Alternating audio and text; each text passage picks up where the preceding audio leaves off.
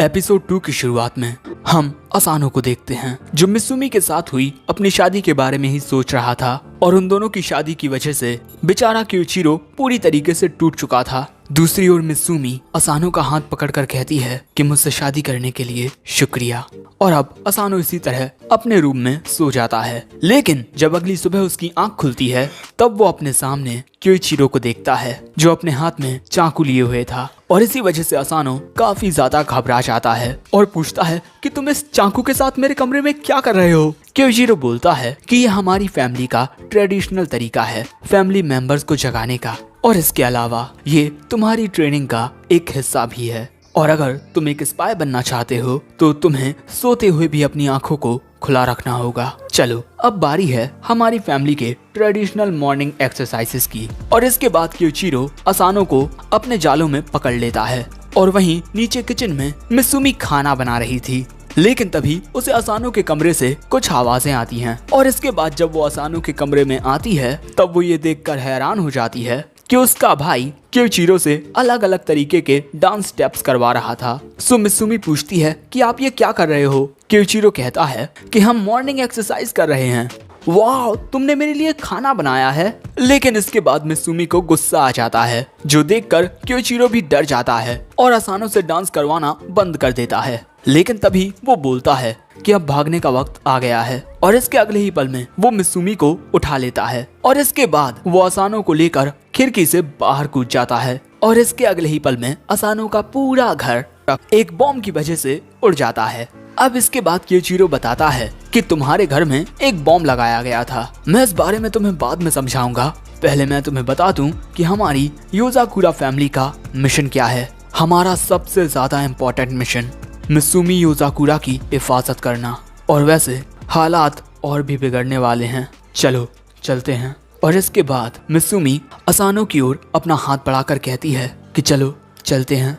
अब इसके अगले सीन में हम इन तीनों को एक कार में देखते हैं और यहाँ पर असानो पूछता है कि आखिर मेरे घर में बॉम्ब क्यों लगाया गया था। क्योइचिरो बोलता है कि मित्सुमी को मारने के लिए। हमारे काम में जानकारी आग की तरह फैलती है, लोग ये जान चुके हैं कि तुम्हारी मित्सुमी के साथ शादी हो गई है। दोस्तों, क्योइचिरो के अकाउंट में ऐसे ही काफी सारे मैसेजेस आ रहे थे। सो अब असानो पूछता है कि आखिर वो लोग मित्सुमी को क्यों मारना चाहते हैं। क्योइचिरो बताता है क्योंकि मित्सुमी योजाकुरा फैमिली की 10वीं हेड है। और ये बात सुनकर असानो हैरान हो जाता है।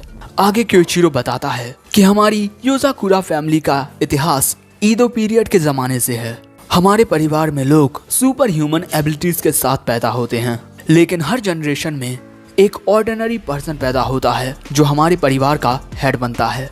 भले से ही हेड के पास अपने दूसरे फैमिली मेंबर्स की तरह कोई भी सुपर ह्यूमन पावर ना हो, लेकिन उसी ऑर्डिनरी पर्सन के अंदर हमारी योजाकुरा फैमिली के सुपर ह्यूमन वाले जीन्स होते हैं जो एक पीढ़ी से दूसरी पीढ़ी में जाते हैं। जिन फैमिली मेंबर्स के पास ताकतें होती हैं वो हेड की हिफाजत करते हैं। दूसरे शब्दों में मित्सुमी हमारे परिवार की हेड है और हम सभी को उसकी हिफाजत करनी है। लेकिन हम उसके जो भाई बहन हैं वो चाहते हैं कि मित्सुमी अपनी जिंदगी अपनी मर्जी से जिए। और तभी मित्सुमी कहती है कि मैं ये बात आपसे पहले भी कह चुकी हूँ कि अगर आप सभी हमारे परिवार के लिए अपनी जान खतरे में डाल सकते हैं तो मैं भी एक हेड के रूप में अपना कर्तव्य पूरा करूंगी। और मित्सुमी की ये बातें सुनकर क्योइचिरो की आंखों में आंसू आ जाते हैं और इस बात पर गुस्सा भी कि उसकी शादी असानो से हुई है। अब इसके बाद क्योइचिरो चाय पीते हुए बोलता है कि मित्सुमी हमारे परिवार की मुखिया बनकर अंडरवर्ल्ड में अपने कदम रखेगी और इसी वजह से वो इस वक्त ऑर्डिनरी दुनिया के बारे में नॉलेज गेन कर रही है। लेकिन जो लोग हमारे परिवार से नफरत करते हैं, हमसे जलते हैं, वो मित्सुमी को मारना चाहते हैं ताकि हमारा परिवार खत्म हो जाए। और तभी हम देखते हैं कि उन पर हमले होने लगते हैं। उनके पीछे 2 गाड़ियां आ रही थीं और वो लोग इनके ऊपर गोलियों से हमला करने लगते हैं, जिस वजह से असानो काफी ज्यादा घबरा जाता है। सो क्योइचिरो से बताता है कि ये कार बुलेट प्रूफ है और इसके बाद वो एक इशारा करता है और अगले ही पल में उनकी कार की स्पीड काफी ज्यादा बढ़ जाती है और वो लोग काफी तेजी से आगे बढ़ने लगते हैं। अब ये देखकर एक कार वाला एक बड़ी गन निकालकर उन पर फायर करने लगता है, लेकिन क्योइचिरो का ड्राइवर कार चलाने में बहुत ज्यादा बेहतर होता है। वो उनके हमलों से काफी आसानी से बच रहा था। और यहाँ क्योइचिरो कहता है कि कार जरा स्मूथली चलाओ वरना मेरी चाय गिर जाएगी। असानो कहता है कि आखिर तुम इतने शांत कैसे रह सकते हो। सो मित्सुमी कहती है कि तुम चिंता मत करो, सब कुछ गोलियत पर छोड़ दो। और दोस्तों तुम लोग जानते ही हो कि गोलियत इनके फैमिली बिल्ले का नाम है। देख लो भाई, एक बिल्ला कार चला रहा है। और ये देखकर असानो की हालत और भी ज्यादा खराब होने लगती है। और तभी इनकी कार पर एक बजूका से हमला होता है, लेकिन गोलियत बड़े ही आराम से दूसरी ओर मुड़कर उस हमले से बच जाता है। लेकिन इस बीच क्योइचिरो की चाय गिर जाती है, जिस वजह से उसे गुस्सा आ जाता है और इसके बाद वो गाड़ी के ऊपर आ जाता है। क्योइचिरो को देखकर ये लोग उस पर गोलियों से हमला करने लगते हैं, लेकिन क्योइचिरो अपने जालों से उन सभी गोलियों को काट देता है। सो अब ये आदमी उस पर बजूका से हमला करता है, लेकिन क्योइचिरो अपने जालों से उस मिसाइल को ही काट देता है और वो मिसाइल वहीं पर फट जाता है। और इसके बाद क्योइचिरो अपने जालों का इस्तेमाल करके इन दोनों कारों के टुकड़े टुकड़े कर देता है, जिस वजह से ये कारें फट जाती हैं। और इसके बाद क्योइचिरो असानो के पास आकर कहता है कि अब तुम ये समझ ही चुके होगे कि मित्सुमी हर वक्त खतरे में रहती है और हमारा काम है उसकी हिफाजत करना। और अब से तुम भी यही करने वाले हो, क्योंकि अब तुम भी हमारी योसाकुरा फैमिली का एक हिस्सा हो। और ऐसा करने के लिए तुम इस गन का भी इस्तेमाल कर सकते हो। और मैं तुम्हें ये मिशन देता हूँ कि आज के दिन तुम मित्सुमी की हिफाजत करोगे। अगले सीन में हमें स्कूल दिखाया जाता है, जहाँ पर मित्सुमी अपनी क्लास में आ जाती है और मित्सुमी के दोस्त उससे बात करने लगते हैं। लेकिन तभी एंट्री लेता है असानो और वो आते ही वहाँ पर मौजूद हर एक जगह को चेक करने लगता है। और उसको ऐसा करता हुआ देख एक लड़की मित्सुमी से पूछती है कि हे, असानो के साथ कुछ हुआ है क्या? मित्सुमी कहती है कि हाँ, तुम ऐसा कह सकती हो। अब इसके बाद ये तीनों लड़के असानो के पास आते हैं, लेकिन असानो इनको गुस्से में घूरने लगता है, जिस वजह से ये तीनों ही डर जाते हैं और पूछते हैं कि तुम आज इतने डरावने क्यों लग रहे हो। और अब हमें फिर से फ्लैशबैक दिखाया जाता है, जहाँ पर क्योइचिरो असानो से कहता है कि अगर तुम मित्सुमी की हिफाजत करते हुए किसी को इस बंदूक से मार भी देते हो, तब भी तुम्हें चिंता करने की कोई जरूरत नहीं है, हम सब संभाल लेंगे। और ये बात सुनकर असानो घबरा जाता है। सो तभी मित्सुमी क्योइचिरो पर गुस्सा करते हुए बोलती है कि आपको असानो को परेशान नहीं करना चाहिए, आप तो हमेशा जहर और बॉम्ब्स का इस्तेमाल करते हो, तो एक गन से क्या ही होगा। और अब तो असानो मित्सुमी से भी घबराने लगता है। लेकिन तभी क्योइचिरो असानो को अपना फोन देकर कहता है कि तुम्हें इससे मित्सुमी की हिफाजत करनी है। ये एक बॉम्बर है, ये बहुत ही बढ़िया वाले बॉम्ब्स बनाता है और मैं अभी कुछ मिशंस में इसकी मदद ले चुका हूँ। ये बात सुनकर असानो पूछता है कि अगर तुम इसे जानते हो तो फिर ये मित्सुमी को क्यों मारना चाहता है।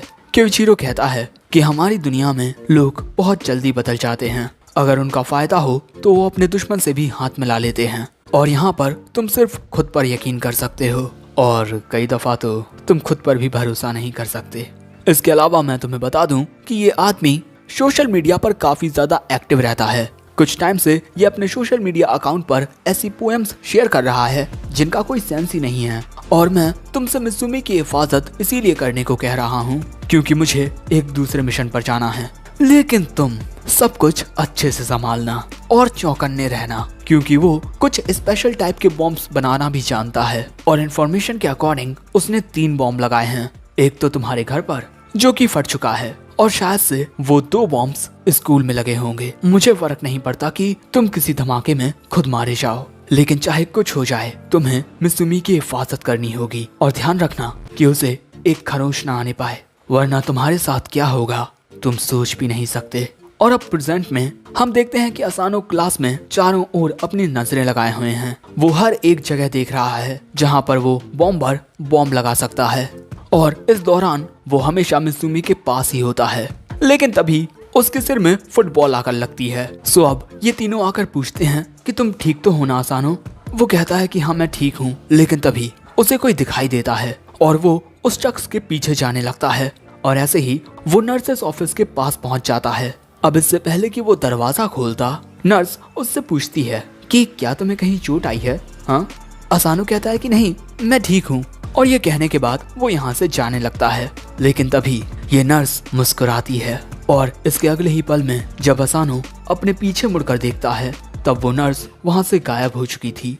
लंच टाइम में हम देखते हैं कि मित्सुमी अपने दोस्तों के साथ खाना खा रही थी, और ये सभी आपस में अजीब अजीब सी बातें कर रहे थे, जैसे एलियंस। लेकिन दोस्तों इनकी बातें एलियंस वाली कम और भूतिया ज्यादा लग रही थी। दूसरी ओर असानो अभी तक दूसरे बॉम्ब को नहीं ढूंढ पाया है, लेकिन यहाँ पर असानो सोचता है कि आज मैंने पूरा दिन मित्सुमी पर नजरें रखी हैं और मुझे काफी सारी चीजें समझ आई हैं, जैसे वो दूसरों के द्वारा दिए गए खाने को नहीं खाती और किस तरह वो हमेशा किसी के साथ रहने की कोशिश करती है, और ये सब करते हुए वो अपनी हिफाजत के बारे में बिल्कुल भी नहीं सोचती, और अब तक वो इन सभी चीजों का सामना अकेले करती आई है। लेकिन तभी ये तीनों असानो के पास जाकर उसे छोटी सी चॉकलेट देते हैं, क्योंकि इनकी वजह से असानो में फुटबॉल लगी थी। असानो उस चॉकलेट को खा लेता है, जो देखकर ये तीनों हैरान होते हुए बोलते हैं कि पहले सिर्फ तुम्हारा नाम लेने पर तुम कितना ज्यादा घबरा जाते थे, लेकिन अब तुम काफी बदल गए हो। लेकिन जैसे ही असानो को इस बात का एहसास होता है, वो फिर से घबराने लगता है और अब असानो को चक्कर आने लगते हैं और असानो बेहोश हो जाता है। और इसके बाद जब उसकी आंख खुलती है, वो अपने सामने मित्सुमी को पाता है। ये दोनों क्योइचिरो के ऑफिस में होते हैं, क्योंकि नर्सेस ऑफिस आज बंद है। और यहाँ पर असानो कहता है कि मित्सुमी, तुम्हें क्या लगता है, तुमने मुझसे शादी करके सही किया या नहीं? मैं तुम्हारा बचपन का दोस्त हूँ, लेकिन मुझे तुम्हारे बारे में कुछ पता नहीं था, जैसे तुम्हारी फैमिली और तुम्हारे हेड होने वाली बात। मुझे तो ये तक पता नहीं था कि तुम्हारी जान हर वक्त खतरे में होती है, लेकिन इन सब के बावजूद तुम मेरे साथ रही, और तुमसे शादी करते वक्त मैंने कहा था कि मैं तुम्हारी हिफाजत करूंगा, लेकिन मैंने कभी भी तुम्हारी फीलिंग्स के बारे में नहीं सोचा। शायद से मैं बहुत सेल्फिश हूँ। लेकिन तभी मित्सुमी उसे चुप करते हुए बोलती है कि तुमसे शादी करने का फैसला मेरा था, और इसके अलावा तुमने जासूसों वाले खानदान में शादी की। तुमने एक ऐसी लड़की से शादी की जो कभी भी मर सकती है। लेकिन पता है असानो, मैं हमेशा से बस यही चाहती आई हूँ कि मेरी शादी तुमसे हो, इसीलिए मुझसे शादी करने के लिए शुक्रिया। और इस टाइम पर जब असानो मित्सुमी की ओर देख रहा था, उसकी नजर सीलिंग पर जाती है, जहाँ पर एक बॉम्ब लगा हुआ था और अब वो फटने वाला है, और अगले ही पल में वो फट भी जाता है। दूसरे बच्चों को इस धमाके की आवाज सुनकर लगता है कि शायद से साइंस क्लब कोई एक्सपेरिमेंट कर रहा है। दूसरी ओर हम ननाओ को नर्स के साथ देखते हैं, लेकिन दोस्तों असल में ये नर्स केंगो होता है, जो अपना रूप बदलने में एक्सपर्ट है। और इन दोनों के अलावा शियोन भी मित्सुमी और असानो पर नजर रखे हुए थी। दूसरी ओर धमाके वाले कमरे में हम देखते हैं कि इन दोनों को कुछ नहीं होता, ये दोनों सही सलामत होते हैं। और यहाँ पर असानो सोचने लगता है कि आखिर उस बॉम्ब लगाने वाले को कैसे पता चला कि हम दोनों इस कमरे में हैं। लेकिन तभी वो आज के दिन को याद करते हुए कहता है कि ये सारी चीजें पहले से ही प्लान थी कि हम लोग क्या करेंगे और कहां पर जाएंगे। और इसके बाद असानो को समझ आता है कि वो तीसरा बॉम्ब कहां लगा है। वो असानो के ऊपर ही लगा हुआ था, और ये बॉम्ब 24 सेकंड में फट जाएगा। असानो को समझ आता है कि उस बॉम्ब लगाने वाले ने जानबूझकर ये बात बताई होगी कि वो बॉम्ब लगाने वाला है ताकि मैं हमेशा मित्सुमी के साथ रहूं, और शुरुआत से ही उसने मुझे बॉम्ब बनाकर रखा था। लेकिन अब वक्त बहुत कम बचा था, इसी वजह से असानो खिड़की के बाहर छलांग मार देता है, क्योंकि वो नहीं चाहता था कि उसके फटने से मित्सुमी मरे। लेकिन उस बॉम्ब के फटने से पहले ही उसे कोई पकड़ लेता है, और ये होता है क्योइचिरो, जिसने असानो को अपने जालों से पकड़ लिया था। और हमें पता चलता है कि ये बॉम्ब इसके टारगेट की हीट से रिचार्ज होता है, इसी वजह से इसे एक्टिवेट होने में भी वक्त लगता है। वैसे मैं तुम्हारी हिम्मत देखकर खुश हुआ।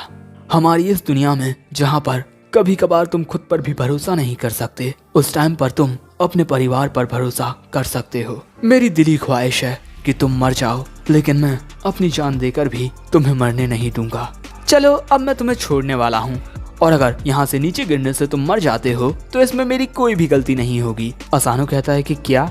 अब इसके अगले सीन में हम देखते हैं कि ये तीनों सुरक्षित होते हैं। क्योइचिरो के पास अभी भी वो बॉम्ब होता है ताकि वो इसको इसके मालिक को लौटा दे। और तभी उस कमरे में ननाओ और केंगो आते हैं, और इसी के साथ शिंजो भी आता है किसी को अपने साथ लेकर। इन तीनों को देखकर मित्सुमी पूछती है कि आखिर आप लोग यहाँ पर क्या कर रहे हो? केंगो बोलता है कि हमने असानो के पहले मिशन के बारे में सुना, इसीलिए हमने सोचा क्यों ना थोड़ा सा मजा किया जाए। और दोस्तों इसी के साथ यहाँ पर शियोन का ड्रोन भी आता है। वैसे शिंजो यहाँ पर अपने साथ बॉम्ब बनाने वाले को लेकर आया था। अब इसके बाद क्योइचिरो उस बॉम्ब बनाने वाले को ही बांध देता है और कहता है कि मैंने तुमसे कहा था ना कि मेरे परिवार से दूर रहना। वो आदमी कहता है कि तुम क्या मुझ पर थोड़ी सी दया दिखा सकते हो? लेकिन अगले ही पल में क्योइचिरो उस आदमी को अपने जालों से आसमान में फेंक देता है, और इसके बाद आसमान में जाते ही वो बॉम्ब फट जाता है और इसी के साथ आतिशबाजी होने लगती है। ये सभी इसका भरपूर आनंद ले रहे थे,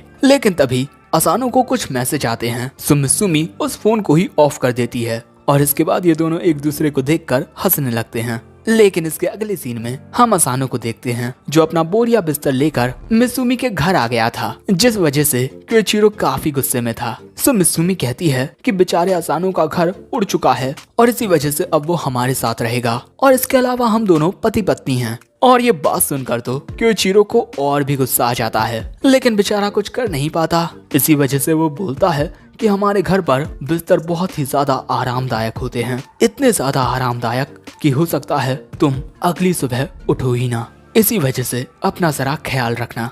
असानो कहता है कि हाँ ठीक है।